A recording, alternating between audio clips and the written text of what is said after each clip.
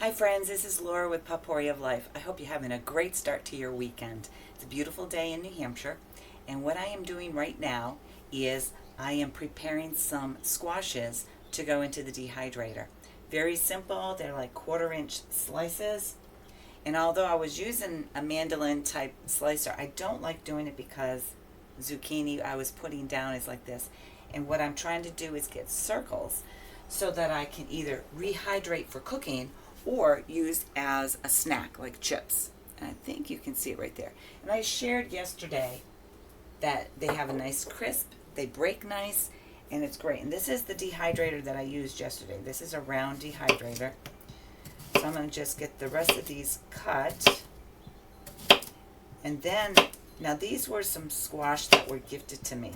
And I would not go any thicker than this to make this kind of stuff. If I get a real large one, then I'll more than likely take that and make longer slices and use that for like zucchini noodles. Or zucchini bread and stuff like that. I have not made a gluten-free zucchini bread in a long time, so I might do that, but right now I'm not interested in making carb type foods. Okay, I take the ends and I put them in a tray here that I'm going to be using to put in the freezer so that I can make some veggie broth. And there's not enough room for all of this squash on the 3 trays I have. So the next best thing is I'm going to use my Magic Mill dehydrator.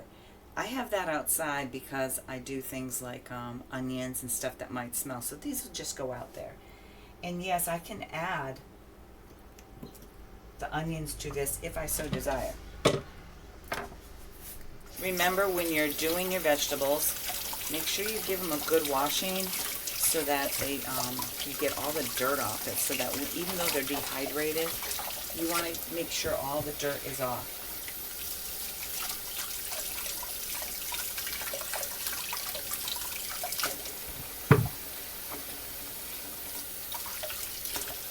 And if you're cutting into it and you come across a bad spot, just get rid of it. Now, the only thing that I save for my broths is like the ends, because there's nutrients still in here and you just kind of sieve it out later anyway. So I'm going to go ahead and start cutting this down as well. And I'll have different jars for each type of squash. And all you really have to do is, when you want to have these, like whether you want to cook with them or not, you just rehydrate them in some warm water for about 15 minutes. You can use boiling water, but you can also eat them straight. And I'm not sure I'm going to like these seeds, but because this is just a bit bigger than I would want.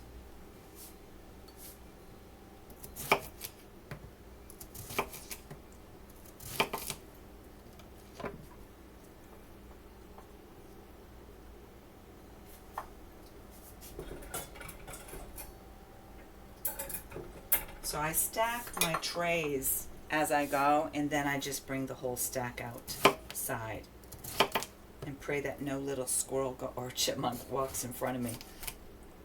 I should put my shoes on so that I don't walk over any bees, because we have quite a few bees outside.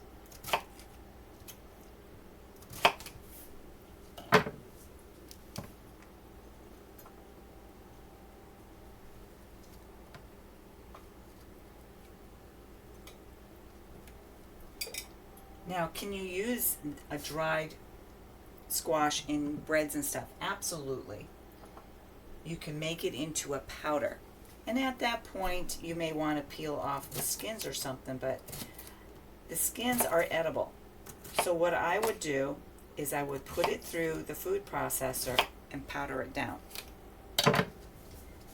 And then you can make regular bread, and you can make whatever other types of bread that you would like.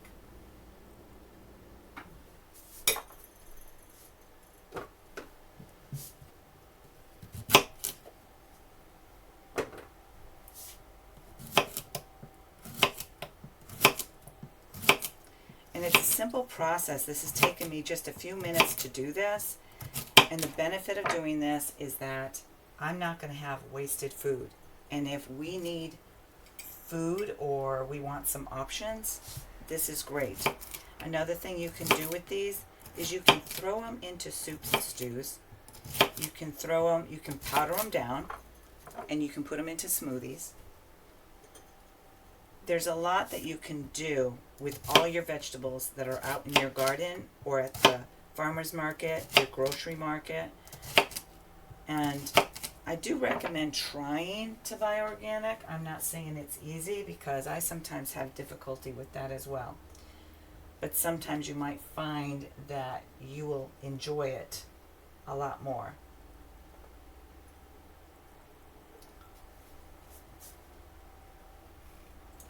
I'm not sure if I'll have room for onions, but if so, I wanted to show you how I'm not really good with the mandolin. I'm still learning.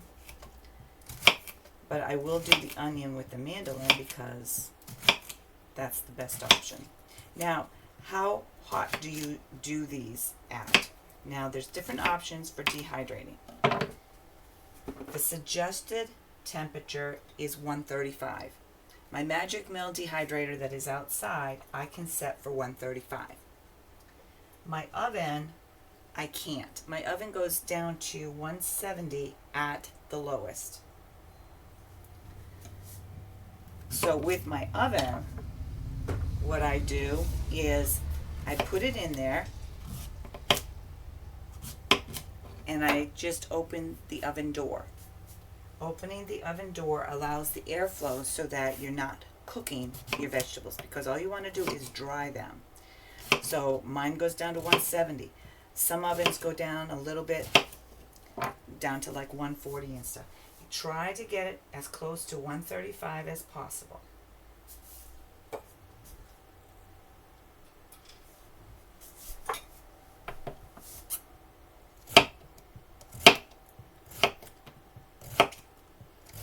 For if you want, now my other dehydrator, my round one, it's set at one temperature, and that's inside, so I just keep an eye on it.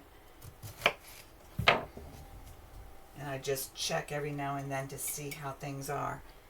These are cookie size. I don't know if you can see that, but these are cookie size. So if they do turn out really nice, it'll make a nice chip. I have tried dehydrating some potatoes. I need to try to do that again sometime. But I won't show it on camera because I want to make sure what I'm doing is actually a good method with good benefits. Alright, there's that one. Okay, I have a few more trays that I can do the onions on. Oh no, you're going to see me cry.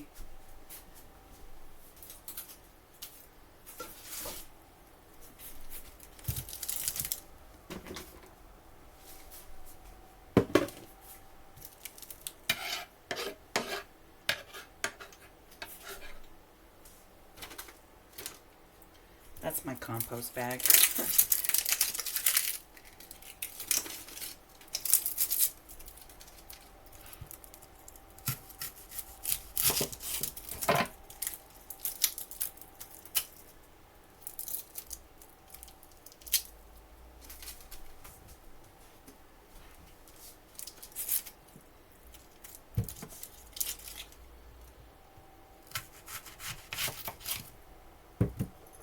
What I do with the onion is I do take off the outer layer.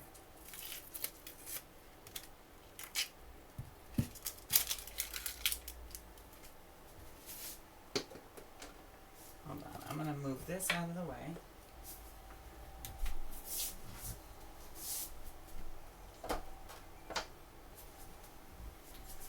So I can throw my stuff in here.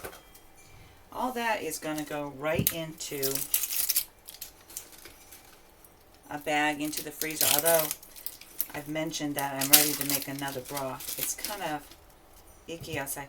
Now see, this has some stuff on the side that I will not put in that. Everybody's different, but there's some pieces that I will not put in the broth. I try to have as much good stuff in there as possible. And I've got plenty of produce, so I don't need to have every ounce of food waste in there. After I make a broth, and I will probably repeat this if I share how I make my broth, is that all the vegetable scraps that I use in making it will go into the compost after. Now it has some bad spots, so I make sure I cut them off. And I'm starting to cry, folks. There we go.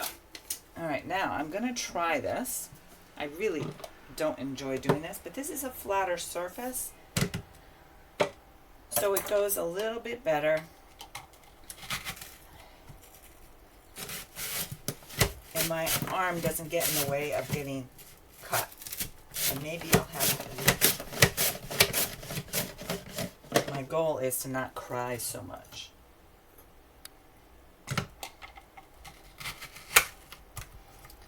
And if you don't have a mandolin, this is not so bad.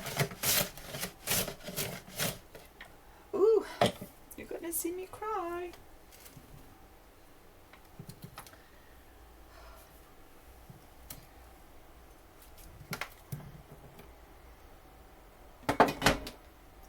And I just do the same thing, and I just layer these out. And some are going to be in pieces.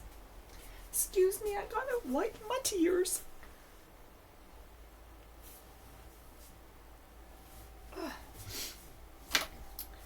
I love cooking with onions. I just don't like cutting them.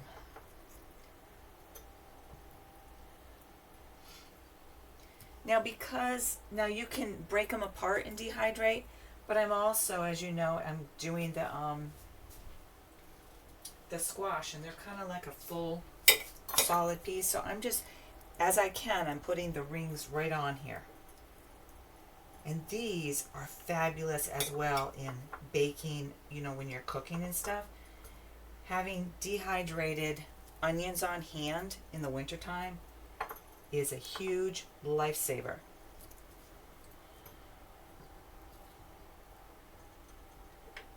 Now, and the reason that I do it outside, I may have shared this before in another post when I was dehydrating some onions, is because I can't stand the smell of onions in the house. I did that once before. So I will probably do a couple more onions, throw them on the tray and bring these outside. Make the neighborhood smell beautifully. But my main goal today was to basically get the vegetables, the squashes, chopped up and taken care of. I do have some cucumbers, and I have a few tomatoes that I'm hoping to I want to make a fermented tomato sauce. I was going to do that today, but I didn't. And I also want to try to make some pickles today. It depends on how hot it gets. But that's what I'm going to do. I'm going to put these in there. They will dehydrate. It'll take about 6 to 12 hours depending on how well they do. The yellow squash were really a little bit bigger, so they will take longer. The zucchini yesterday took about 4 to 6 hours. So it's not so bad, and plus now that they're out of my way, I don't have to worry about food going bad. I just take the ends and I put them either in the freezer to make the veggie broth, or out to the compost, or share with the chickens. They're still young. They're kind of picky about what I send out there. They really like raspberries, and I'm not sharing all my raspberries with them. They do like berries. They're not really fond of many greens that I've been sending out there. They don't like lettuce. They're very picky, but I think as they get older, they won't be so picky. So for now, they get what I give them. If they don't like it, I rake it up and I throw it in the compost. Got to keep their area clean, in my opinion. Otherwise, you end up with other rodents and so forth. So I hope this was helpful. I know it was just kind of like an easy-deasy type of thing that most people do anyway. But for those of you who have never dehydrated your vegetables and you have a whole stack of things, you can dehydrate in a dehydrator. You can dehydrate in your oven. Put some parchment paper on your cookie sheet and put them on there. It's an option to save your food so it doesn't go bad, most especially if you don't have the equipment to process your food. And personally, I don't like to can squashes. I might do some sweet potatoes later. I don't like doing squashes. I don't even like doing asparagus, and I have canned asparagus. One of the other things I'm going to do is I will be dehydrating some asparagus too. I'm not sure if I'll get to that today or not, but that's how you do it. And I hope that this was informative. I do truly hope that you have a great day. Again, don't forget to subscribe if you haven't already. Please provide support with a comment or a like. The more subscribers and likes I get, the further up my videos, my channel will get seen. So I would really appreciate that support. Thank you, and I hope you have a fabulous day, and may God bless you.